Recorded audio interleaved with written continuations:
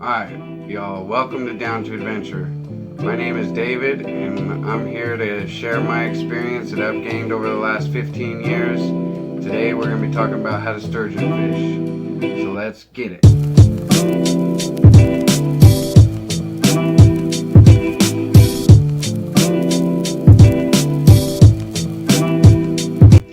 Pole, reel, and line. That's what we're going to talk about first. So the pole that I use it's called the Abu Garcia Bruiser. It's a 9-foot medium heavy rod. The reel that I use is a Penn reel number 209. It's an older reel, but it's really solid, has a good braking system, holds a lot of line. Whenever you're sturgeon fishing, you need to be able to have 150 to 300 yards plus of line, because these fish are really strong and can go on long runs. Alright, so the line that I use is, right now I'm using the Trilene 50-pound mono. Some nice thick stuff. You're gonna wanna have really beefy swivels. So that's a pretty big swivel. It's supposed to be able to handle up to like 80 pounds plus. Or big swivels like that. Big swivels. And then I use, I think these are a 5/0 Gamakatsu barbless hook. Here in Idaho you have to use barbless. Alright, and then for weight, typically I use 8s, but for some reason I don't have any 8s right now. I haven't been sturgeon fishing all winter, so I need to go to the store and stock up on some 8s.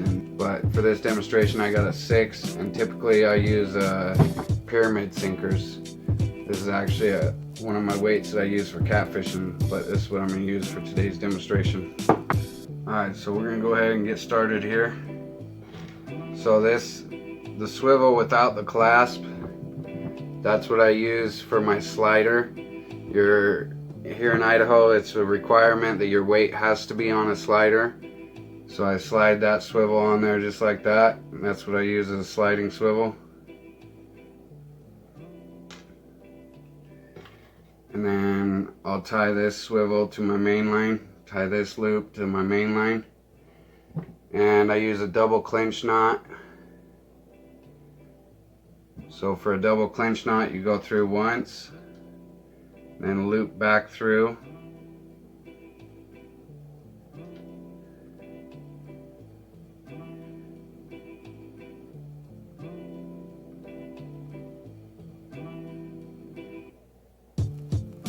And so you have a loop like that, and then I like to do about 8 wraps.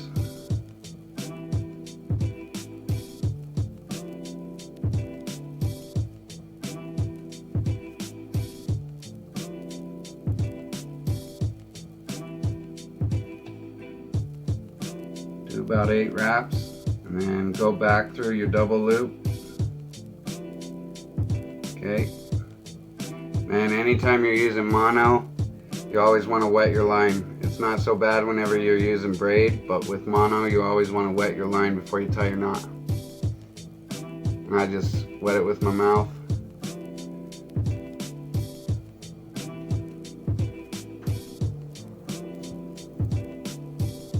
Pull that sucker down real tight. Give it a real good yank. I mean, you're fishing for fish that have some massive pulling power. You want this knot to be nice and snug.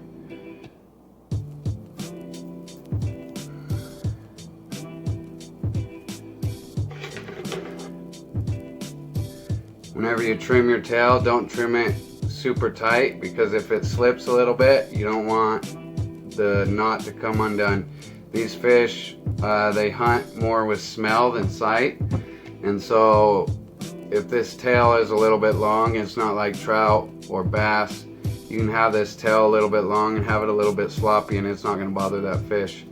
So I'll leave a good 1/4 inch or so of tail, just in case that knot slips, then it's got some room before it gives up. Now on your slider, the length of your leader from your slider to your weight is going to depend on the type of bottom that you're fishing. If you're fishing sandy bottom, then you can have your leader from your slider to your weight a little bit shorter. If you're fishing a rocky bottom, you're going to want that leader from your slider to your weight a little bit longer so that it holds the bait up in the current a little bit more.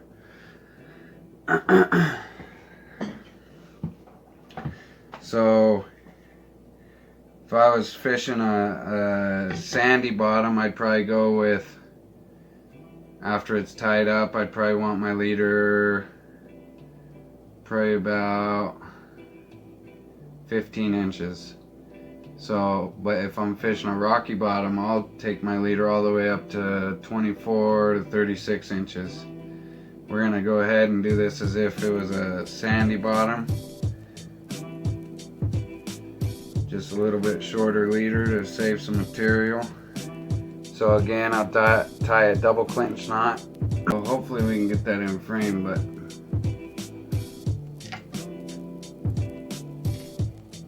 that's about how long I would have my leader for my weight if I was fishing in a sandy bottom.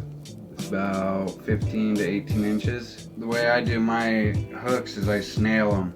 I use a snail knot. And so we got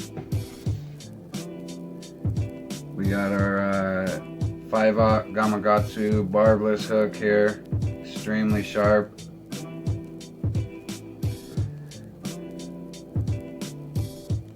In order to snail it, we're gonna run it through the back. It's got a little bend towards the back. So come through the back, come down the shaft of the hook,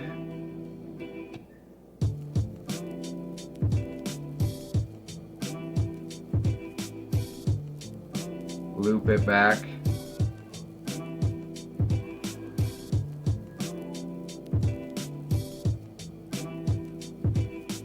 come on, hold it like that, and then you're gonna do probably 5 to 6 wraps, however many you can get. And then that loop where we looped it back down the shaft, you're gonna run the line back through that loop.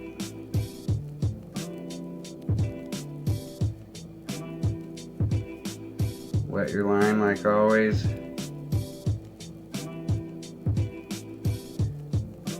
then pull it up the shaft of the hook.